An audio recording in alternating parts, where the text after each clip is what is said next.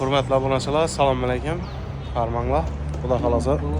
Klientimizga skuterni taklif qilyapmiz. Ustayna va usta.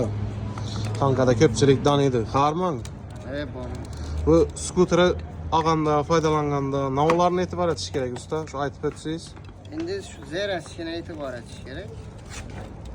Zaryadga qo'ygan holatidan, Tez qarab turish kerak, almashtirmay qo'yish kerak.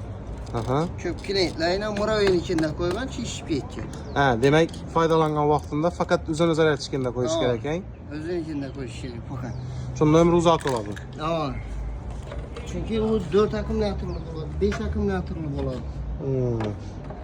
Öz boshimchalik qilib bu uzari ulab netmasliklari kerak ekan. Albatta professionallarga murojaat etib, ko'rsatib, tekshirtirib turishi kerak ham endi bir qator. Mijozimiz yana taxtat berdik, xudo xolasa. Og'am постоянный klient. Bana keling, video tushiraman sizni. Ayting axir. Og'am oyda bir marta kelib bajamasa bo'lmaydi. Har oy kelib bizning holimizdan xabar olib turadilar. Nima deysiz shu gaplari? Skuter aldık. Hava, Acayip. xohladingizmi? Hava kaladım. Yaxshi kunlaringizni ishlating, xayrini ko'ring. Ming bozor zo'rmi, nima deysiz? Zakon. Vallahi. Yana